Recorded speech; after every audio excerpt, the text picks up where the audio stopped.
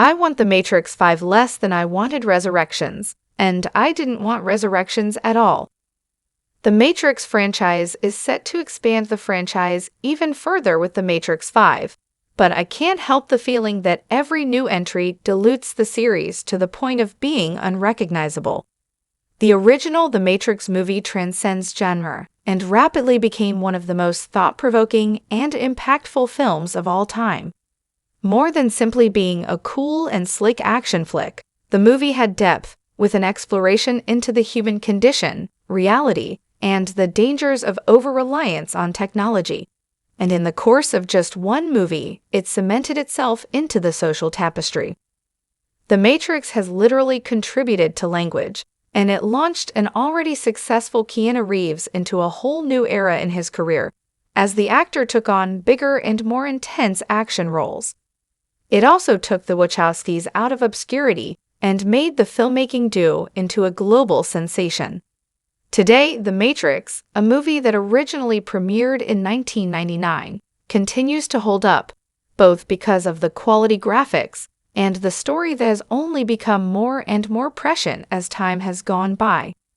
But not a single sequel in the franchise has come anywhere close to being as good or powerful and groundbreaking as the original, so why put out another mediocre entry? The Matrix Resurrections always looked like a bad idea after the past two sequels. Of course, The Matrix Reloaded and The Matrix Revolutions added to the landscape of the stories, and it did a solid job at building out Neo's story and the legacy of the One. Despite this, there is no denying that these movies were a step down from the original. And while I understand that a lot of people want to see more of these worlds being explored, I just think there was a magic to the first movie that could and should have been preserved. Yes, it ends with Neo flying off to save the day, realizing his newfound potential. But I think there is a reason why the next movie had to take steps back before it could move forward. The original movie worked as a standalone feature film. Enter the sequels, and because it continued to build on the narrative surrounding Neo, instead of taking a look at some other part of this world, it couldn't help but diminish a near-perfect story. Had the sequels gone to some other part of the Matrix, or to the original events that led to the machines taking over, or to some prequel story that follows the Oracle, or an instance of the Matrix where the Chosen One loses, I think there was room to dig into that rich world, but instead, it built up toward a flawed ending that did not match the original's intensity and quality. The Matrix Resurrections ultimately proved the doubters right. Then, decades later, The Matrix Resurrections began to make noise, and the response was a mixed bag. Fans were excited to see Keanu Reeves and Carrie-Anne Moss return, but there was some confusion about how, and perhaps even more important, why there would be another movie. Spoiler alert, but Neo died at the end of The Matrix Revolutions. And this wasn't just a tragic death, or one that amounted to nothing. It was literally a sacrifice that allowed humans to break free of their machine overlords and leave the Matrix behind. Enter the sequels, and because it continued to build on the narrative surrounding Neo, instead of taking a look at some other part of this world, it couldn't help but diminish a near-perfect story. Of course, it only opened the gates, and there was potential for things to go wrong. But placing Neo back in a new iteration of the Matrix feels somewhat like a way of disrespecting his journey and his sacrifice. And then the movie came out, and it was a shadow of the former trilogy that failed to generate nearly the same excitement, enthusiasm, or praise as the original. But maybe it's not fair to place the bar so high for the sequels, and they should be afforded the opportunity to be a little worse, but still add to the franchise overall. The Matrix 5 is an even worse idea than making a fourth movie.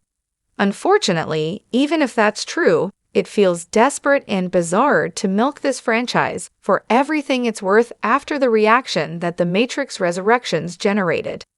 Fans of the series had mixed feelings, with some praising the return of Neo and Trinity, enjoying the action and even the meta humor. On the other side, people were devastated to see such an incredible story becoming a farce, parodying itself and becoming the meta butt of a joke. At some point, milking the story feels like disrespecting the story that came before, rather than building on it. Now, with yet another The Matrix sequel in the works, it feels like that point is in the rear view.